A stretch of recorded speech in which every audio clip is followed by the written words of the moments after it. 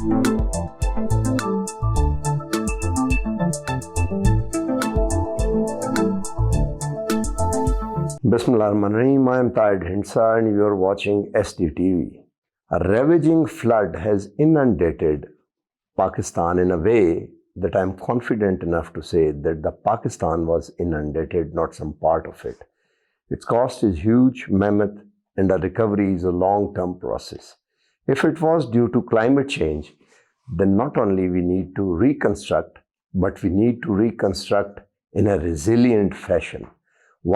Second is that our economy is, on a tenterhook, and it is expected that the aid that is going to be funneled in would give us budgetary support. How much it would be like that, and what would be the via media, and what would be the conduit that would ultimately channelize all this process which is being initiated as we are talking here and coming to you. At this moment, the Prime Minister of Pakistan is hosting a conference jointly with the Secretary General of the UN, António Guterres, and there they are going to float a $16.3 billion bill for the reconstruction, just to evaluate and expect what is in the store and what is the future and what would be its impact. We have today with us a person who spent his life on this, Ambassador Shafqat Kakakhel. Very warm welcome. You had been an Executive Secretary of the UNCCC. Nobody knows, I would say, there would be very few people who knows environment and climate change more than you. You had been part of the UN system and you know how this money is funneled and expertise. And you had been an ambassador and part of the government of Pakistan, and you know the red tape and what would be the budgetary support.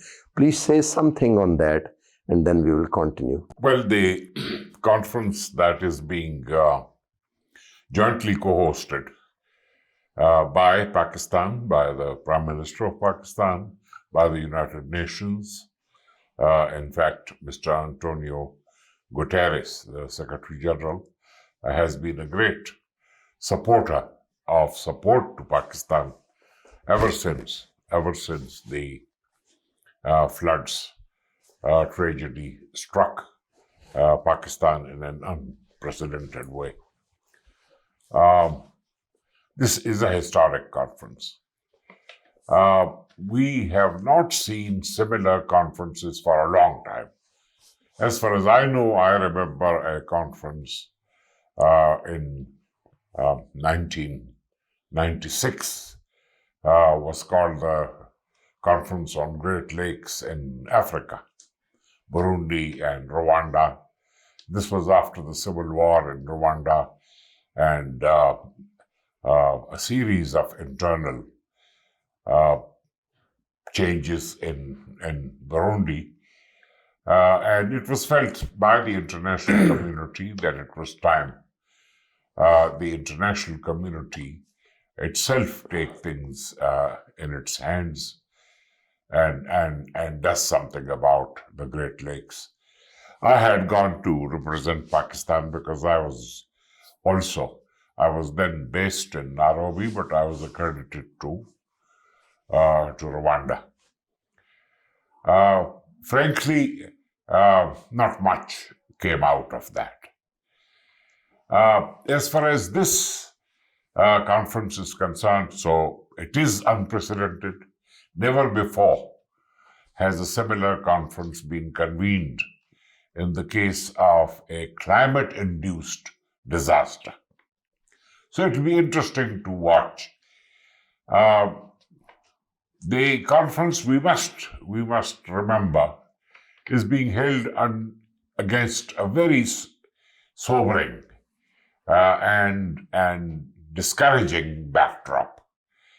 Since the COVID pandemic, and then just as the world was about to recover, the Russian military action in Ukraine turned the entire geopolitical situation upside down.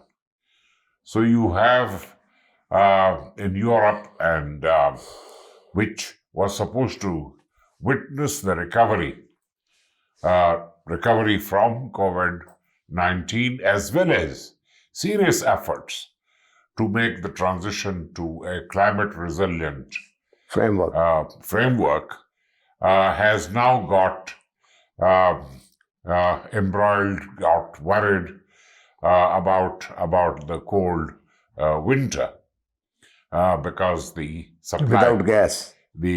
supply system of gas energy has been disrupted.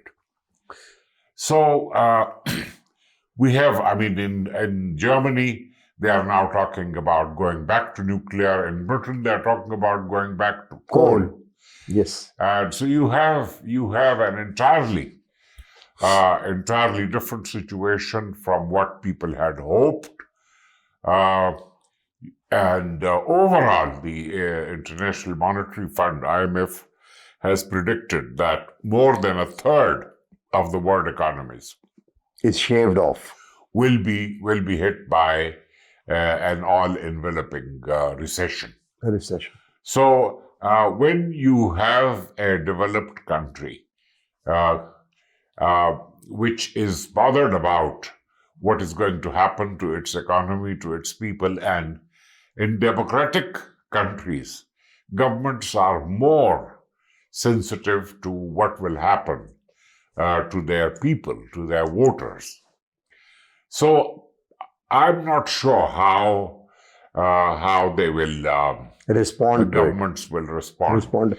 But we must remember that, as Foreign Minister Bilawal Zardari Bhutto has said, recovery from such tragedies, from such huge events, is a slow process.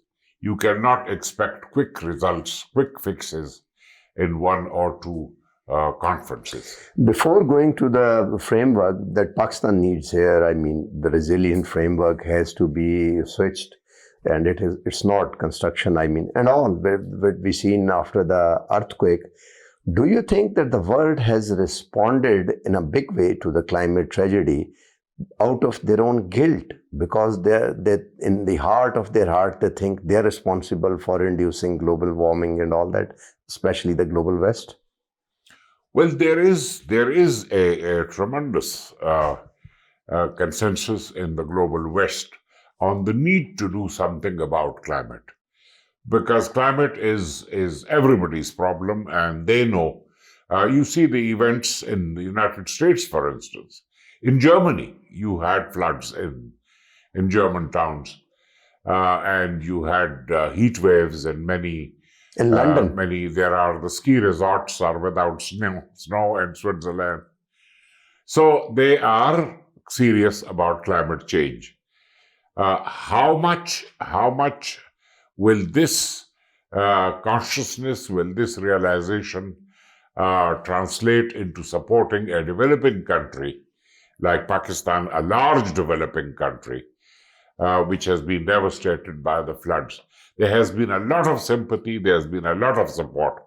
But remember that the appeal launched by the United Nations humanitarian system for about 850 million has received only, in response to that appeal, only about half of the amount has been received.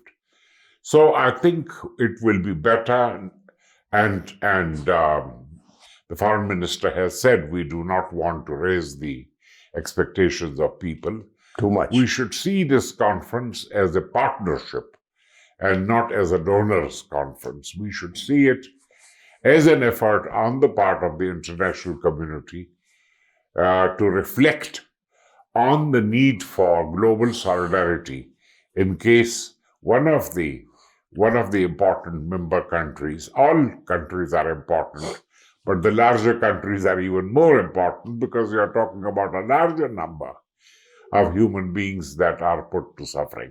International Monetary Fund is already there, and on the sideline, on the margin of this conference, they are going to talk to the finance minister, Pakistani finance minister, Mr. Dar, and going to decide the fate of the 9th review and the $1.1 billion stuck tranche and everything. Do you think it's very politically designed that the Well, what happened? The Prime Minister has recently taken initiatives in connection with the ongoing discussions. They've been going on for almost 2 years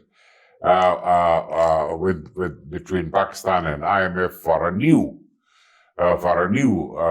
package program, and which has run into difficulties. It's difficult to apportion blame and responsibility, but I think the Prime Minister has taken things in his own hands, and he took the initiative of very tight hands. Yeah, he called Georgina, the IMF chief, the lady, and said, I would like you to come to the Geneva conference and discuss.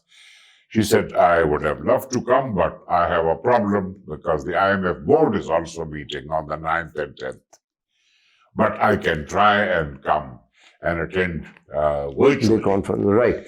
One overarching question, Pakistan has been part of the global West, CENTO, CETO, and in the war on terror and everything, especially with the US, we had been partnering. We had given them our bases and military facilities. And of late, there was some hiatus, there was some problem with the Pakistani, to the extent that they called an interview to find out that in which the Prime Minister historically spoke a word which is now a buzzword. Do you think it would be necessary for Pakistan to side with the global West in order to get all these things coming to Pakistan, the support of the IMF and the International Monetary Fund and the outcome of this global fund? Because it is seen that Pakistan was more entrenched with Eurasia, which is China, Russia, Iran, and the local level. Now they have to swing on the other side to join the global West. And the recent visit of the Chief of the Army Staff to the Saudi Arabia, the things would be decided in response to that more than this conference and the International Monetary Fund? I don't know, but I think we're talking about what your experience says. Different periods. All right. Pakistan's alliance with the Western countries in the 1950s and 60s, there was a mutuality of interest. As far as Pakistan was concerned, it was keen to obtain support to strengthen its defense capacity against India, which had shown its unfriendly designs, attitude and policies on various Kashmir water issue and others.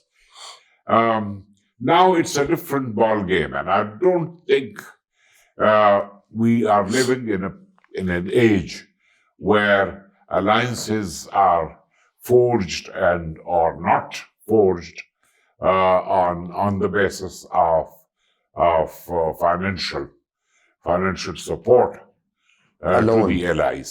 So I don't think that is a relevant point. The army chief's visit to Saudi Arabia is perfectly in accordance with past practice. Pakistan and Saudi Arabia have been very, very close friends. Saudi Arabia is the only country where Pakistan stationed large number of its troops. At point, there were more than 2 divisions. Absolutely. I mean, this has never happened before. It's unlikely to happen anywhere except UN peacekeeping forces, where Pakistan is. Yeah, toward the fag end, because of the limitation of the times, if I decipher from what you have just said, you're saying that it is possible that the Pakistan adopts a middle course with the global West and Eurasia, China and all, and at the same time have a favorable response from the International Monetary Fund and from this donors of, the participants of this conference as well. Are you saying that? Yes. Well, I think Pakistan is willing to work with IMF on a process of recovery. The only problem with the IMF package is that it normally they give you the same. Recipe. They give the same treatment to all patients. We are also in a democratic system, and we are a developing country with facing tremendous headwinds in our efforts to achieve socio-economic progress. And the IMF takes very, very strong measures, and which in our culture also we have that look, you can only consume as much as you can afford, and you should not live beyond your means. I mean, that is which we have been living for a very long time. Which we have been doing for a long, long time, and we've become complacent also on that. And then our population problem. The mother of all problems in Pakistan is the fact that we bring population of the size of the numbers of Norway. Every year, 5-6 million people come to the market. A new Norway borns here every year. Absolutely. About 10-15 years ago, we were self-sufficient in grains. We were almost getting self-sufficient in milk and poultry. We were almost getting self-sufficient in pulses and these things. Our only significant imports were edible oil and tea. Now, we are importing everything, food items, which for an agricultural country is a matter of embarrassment and shame. Yeah, right. So I hope that the current economic difficulties will also entice us and our political leaders to talk about economic resilience and about the need to make frequent recourses to IMF unnecessary. If we become if we rely on our own resources, we will not have to go often and frequently to the IMF. But back to Geneva, I think it's a wonderful idea that the conference is being held. We should not see it as a donors conference. We should see it as a conference of international solidarity. The whole spirit of multilateralism is that when one of the countries is facing difficulty, the rest of the international community must provide support. So I think, and the work that has been done in preparation for this conference, I think, has its own merit. We have a comprehensive blueprint for recovery, for rehabilitation, for strengthening the governance system, the management of resources. So regardless of how much support we get, and in any case, what I have heard our government spokesman saying is that out of $16 billion, we are willing to try and raise $8 billion from our own resources, and we hope that the international community can mobilize the other half. So we have now a comprehensive framework for action, and we would have brought our conditions, and the Prime Minister said, I will throw light on what we are doing to provide relief to our people. Right. Shafqat Sahab, thank you very much for giving time and insight into the matter, because it was very relevant to you. You had worked your whole life on that. The bottom line seems to is that the first thing is that we have to manage our own house. And if we have to raise half of the money for that, that would be a long-term process. And for that framework, similar to the 5-year plans, because it's a huge area. It's not a small area. Geographic spread is also very huge. So let's keep our finger crossed, and I hope something good might come of that. That is all for now.